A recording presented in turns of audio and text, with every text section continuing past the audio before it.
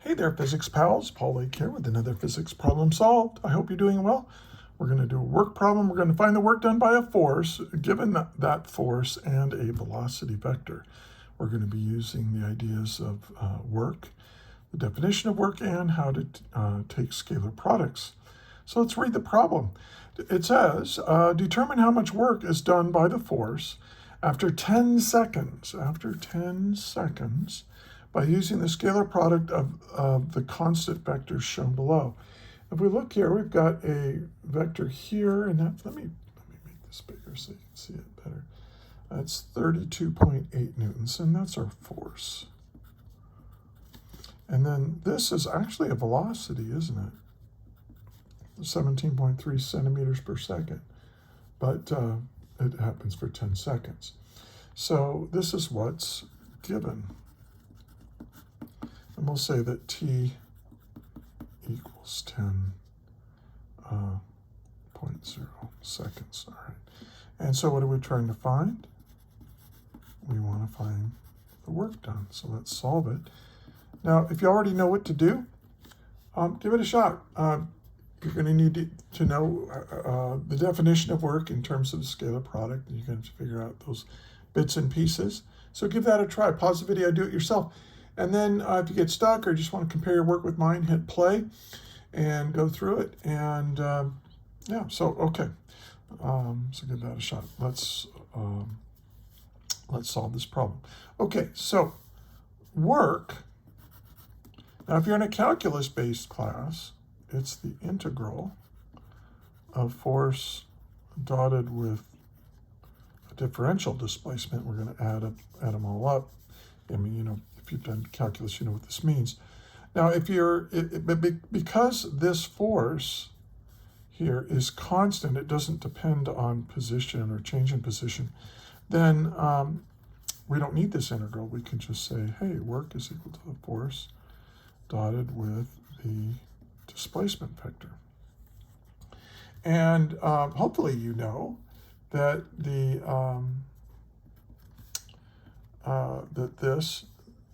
scalar product, one way of defining this scalar product is saying the scalar product of two vectors is the magnitude of the first vector times the magnitude of the second vector times the cosine of the angle between the two vectors when you hook them up tail to tail. And that's what these are right here. Now, we got a problem.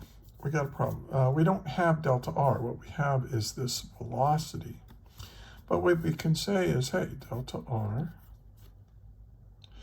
is equal to my velocity times time. And notice that the velocity is constant. There's no acceleration here. So when you want to know what your displacement is, you just multiply your constant velocity times time. And that constant velocity is 17.3 centimeters per second.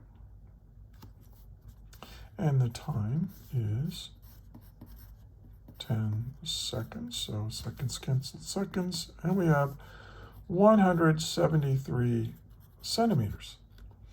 Now let's change that to meters. I hope you know that just 173 centimeters is 1.73 meters. So we've got delta r. And we've got the force vector, that's given. That's 32.8 newtons there. So I've got delta r, I've got F, but I need this angle right here. And that's the angle right in here between the vectors. See how the two vectors are tail to tail? Now, by the way, the velocity vector is a vector, but when you multiply it by time, all that does is change the scale of this. This is now going to be 10 times longer, if you want to think of it that way. And so, and that's why I learned this recently. I've been teaching this stuff for almost 40 years now. I learned that the reason this is called a scalar is that when you multiply it by a vector, all it does is scale the vector. It doesn't change the direction of it. So this delta r that I calculated right here, it's 1.73 meters, but it's in the same direction as the velocity. Now that makes sense, doesn't it? Let me think about it.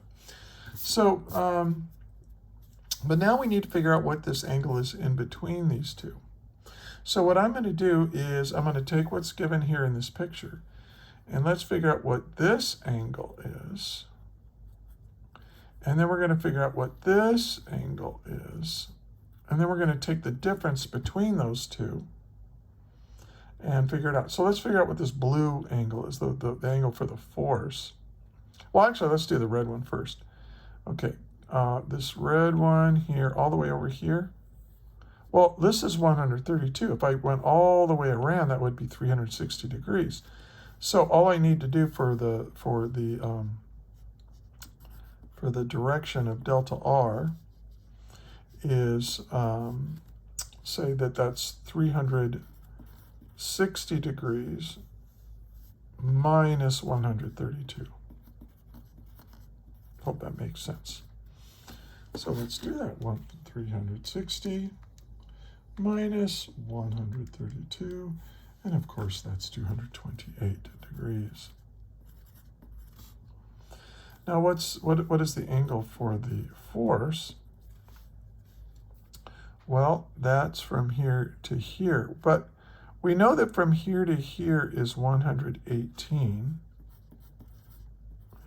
But all we have to do is add 90 degrees to it. If we start from the positive x-axis, like that. So all I have to do is add 90 degrees. Hope that's clear. Now, by the way, if I explain something that isn't clear, or if you have a question, put it in the comments, but put a timestamp by it. Just say, hey, at 6 minutes and 30 seconds, I don't understand how you got that angle. Can you explain that? And I will answer. I answer all my comments. Small channel. All right. So what is 118 plus 90 degrees? Well, that's 208 degrees. So to get theta, it's just this bigger angle, 228 degrees, minus 208 degrees. And that'll be the angle in between here. It's this angle minus this angle will give me this angle. All right. And so that's 20 degrees, I do believe, right? Yeah. And so now I can get my answer. Work is equal to the force vector, and the force vector was 32.8 newtons. That's what was given in that diagram. And then the magnitude of delta r is 1.73 meters. And then the times the cosine of 20 degrees.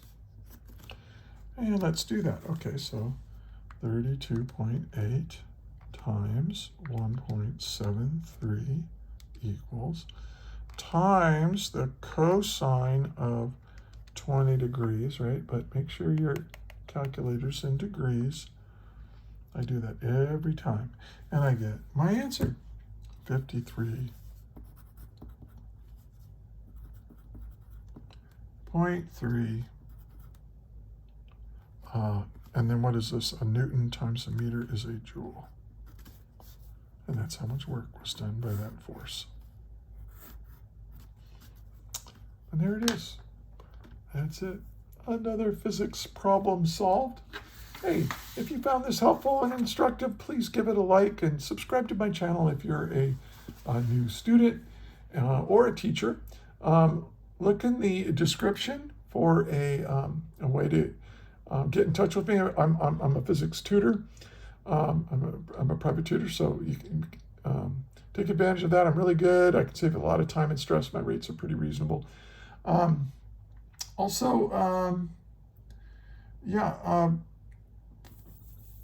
think I already said that. Oh, that's what I meant to say.